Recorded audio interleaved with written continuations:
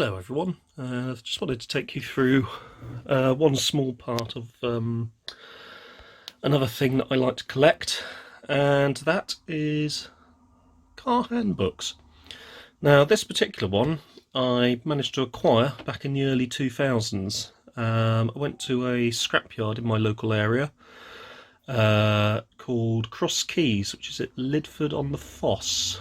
I think it still exists, but I don't know if it's a traditional go in and take whatever you want and pay for it kind of yard, or if it's turned into one of those we take the part off and you pay for it kind of deals.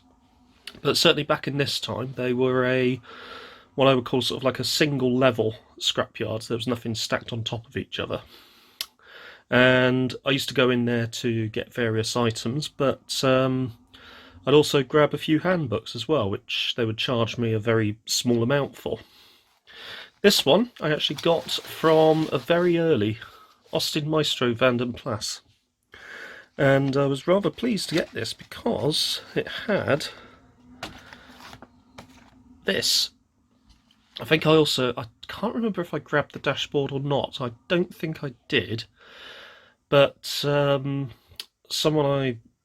I knew at the time grabbed it, and I bought it off of them. So I've actually got the digital dash, voice synthesis module, and the fuel flow meter. So I'm not sure if it would actually work, but yeah, I do have some of the bits from it. But it was a very early one because it had the digital dashboard and also the voice synthesis module with Nicolette McKenzie's voice in digitised, highly compressed form. But one of the things that you got in the very early cars was this whole introduction to the voice synthesis unit. And what's really cool is it used this sort of digital style font to really sort of emphasise that forward-thinking approach that Austin Rover were having at the time. So the whole thing about the computer and voice synthesis module. It tells you what a trip computer is, tells you what the various buttons do, and gives you a sort of general sort of schematic of not only the vacuum fluorescent displays for the dashboard, but also the computer and voice synthesis unit as well.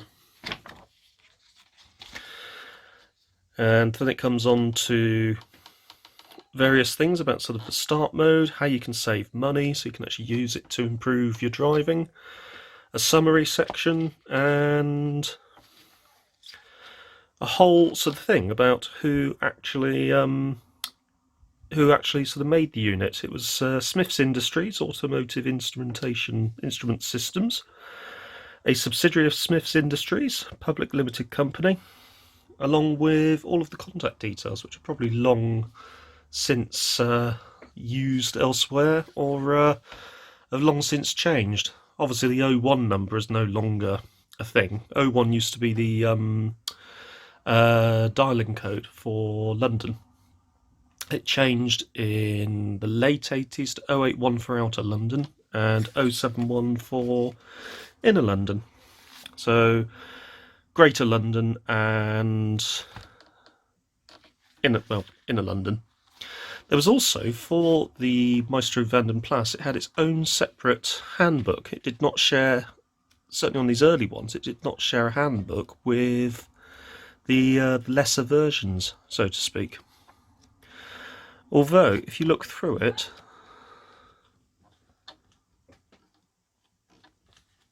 it does seem to cover... Oh no, it doesn't. It just covers the Vanden Plas version.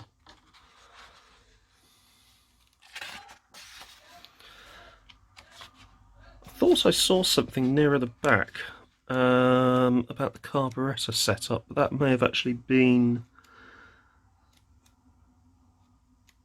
for the 1.6 that this guy used. No, that's interesting, because that... Oh no, R series. But there it's using the picture for the A series, because it's the same sort of air cleaner and a similar sort of SU carb setup. The R series was a strange engine. It was basically, if you see here, that's the R series. It's basically a Maxi E series turned around with the gearbox mounted on the end. So instead of the cam chain being at this end, it's now at this end. But that means because you've rotated it 180 degrees, the carburettor is now at the front of the engine along with the exhaust, which I'm not sure how well that actually went, as I certainly know on the Minis they had to turn the whole engine around and introduce the idler gear because you used to get carb icing with carb at the front of the engine. I'm assuming because you got the radiator there, it was shielded from the sort of direct elements, so warm air would have come off the radiator and kept the carburettor warm during the winter anyway. One thing that certainly that this actually covered was certain elements of basic maintenance which you just don't find on car manuals these days. So let's go through and have a look. You can actually see influence of the Maxi here with the multi-faceted, multifunctional split seat system or folding seat arrangement. But yeah, you had this whole section on maintenance. So if we go through, we had, and you saw this in every Austin Rover manual at the time, and then the Metro manual's pretty much identical. You had drain points that you need to keep clear, which nobody ever did. You had various Unipart car care products and product codes that you could have used. You had the service schedule listed there as well. You had the annual maintenance, all of the things that would be covered under the annual maintenance. The corrosion warranty, which, how long did they actually give you on the corrosion warranty? I want to say 6 years, but I may be wrong on that. I know they did sort of up it during the 80s. I'm sure it was 6 years. I can't remember, to be honest. Information about lubricants, and actually gives you sort of proper branded names for the type of lubricants that you would potentially need. Obviously a bit of information on, this is the big one, information on draining and refilling the oil. That's just something that you would not see in a manual today.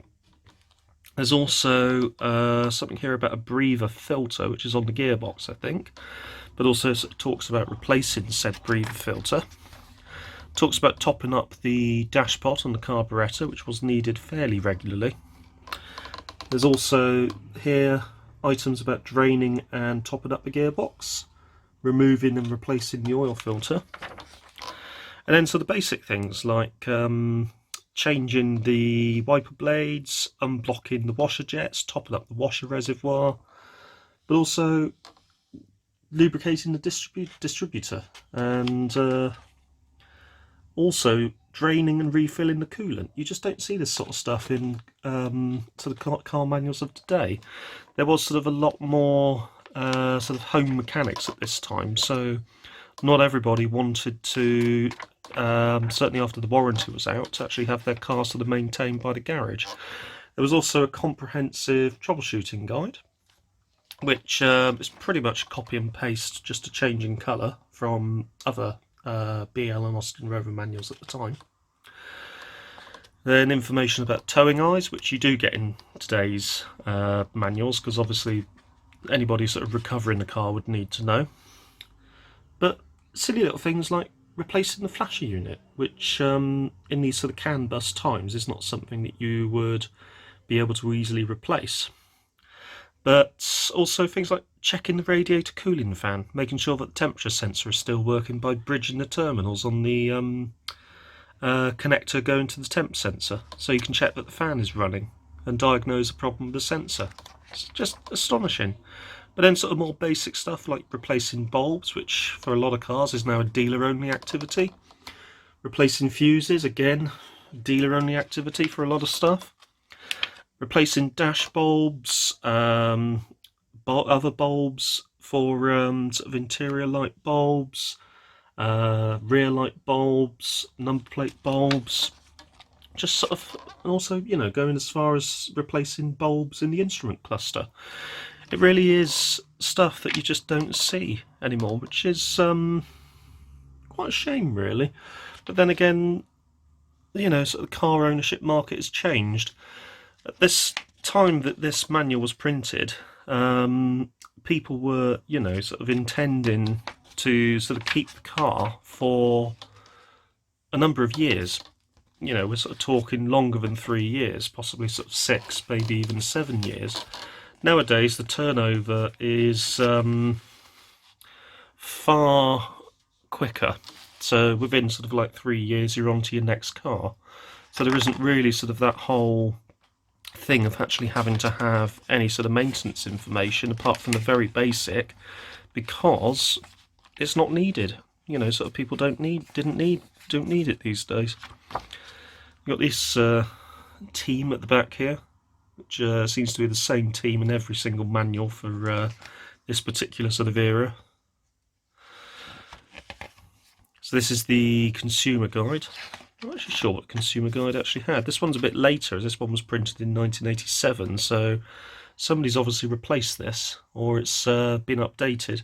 Yeah, 6-year corrosion, anti-corrosion warranty, optional warranties with the AA, regular maintenance, motor in abroad, all the service record at 13, so this might be a... Is this a replacement service? Oh no, it just talks about the service record that's included with the vehicle. Actually, I wonder if it's in here. So we've got the dealer list, which was included in all of them at various points. This one's updated, August 88. So at one point, this would have been all of the Austin Rover dealers in the UK. In fact, let's see if I can find some I know or knew of.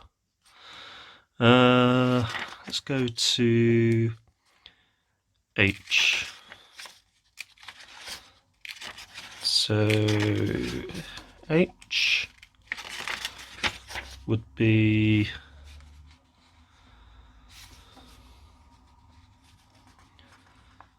oh no, it's not there. Or is it? Oh, hang on a minute. That's the name of the town, so what I'm thinking of would be W in that case. So W. So you have WE, WE, Western Supermare. Oh no, it's not there. There used to be one in Wales, or just outside of Wales in Somerset, called Harris Motors. Oh, there it is. Yep, still there. So there it is. Harris Motors, Wales, Somerset. I think there may have been one in Street as well, Street in Somerset, or it's actually in Walton. But let's see if it's listed as Street. Yeah, there you go. Street, Somerset, B. Myers and Co.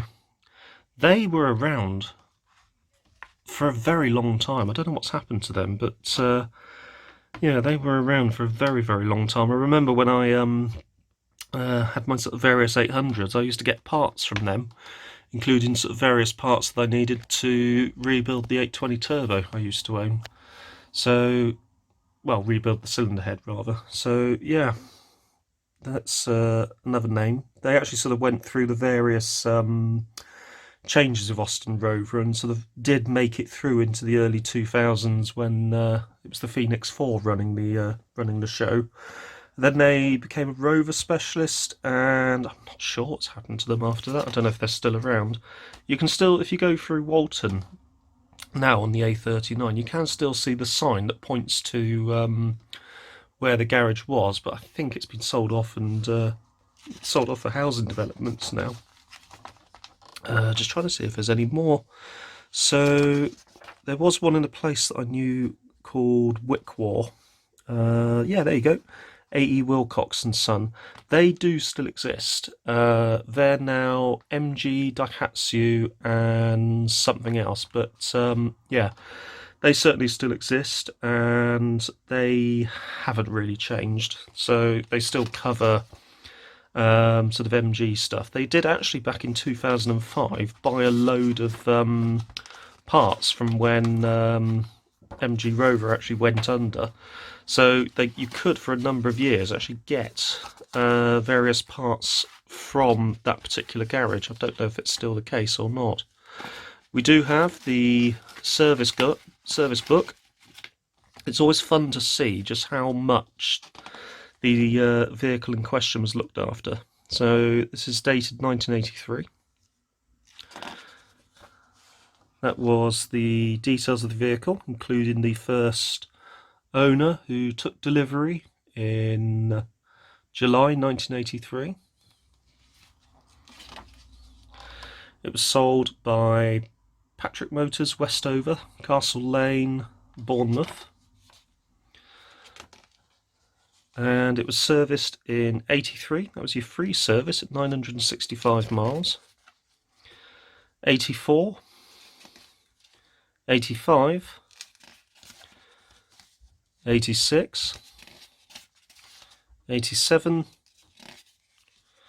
88. 89. Really hasn't covered that many miles. 12,666. That was the 24,000 mile service. 1990, same dealer as well. Then 91, at 36,000 miles, it went to... Looks like there was a change of ownership between 90 and 91, as this went all the way over to St Albans. So somebody's obviously bought the car at this particular point, low mileage. Then it made its way back to Bournemouth. At 45,000 miles, maybe it didn't change ownership. Interesting. 57. Oh, that's really quite a jump in miles. 45. 36. 25. 12. Yeah, look, well, it may have actually gone to somebody else in 89, because it was covering, sort of under 4,000 miles a year. Suddenly that 12,000 jumped all the way up to 25,000, so they were probably a bit late on the service at that point. 36,000, 45,000, 57,000, 69,000. So it stayed. Looks like it stayed around the Bournemouth area. So yeah, it did, and then it ran out. That was the last of the service book. So I do wonder if this was actually, they continued to have a service history for it, but they obviously didn't get a new book to continue filling it in. Got the consumer guide here. It does prove, though, that the car stayed around the area, same area all its life, pretty much. Consumer guide, this one was printed in 1983. Got a whole section here about some basic points of guidance. The bit I'm interested in is so you got the details about the warranty, the warranty conditions, how to apply the warranty, questions you may ask, the corrosion warranty. That was the bit I was interested in. So you do need to take it for an annual inspection. Did anybody ever take it for an annual inspection? Probably not, to be perfectly honest with you. But all sort of very period. It was super cover. Got super cover plus, which is I believe an extended warranty in conjunction with the AA.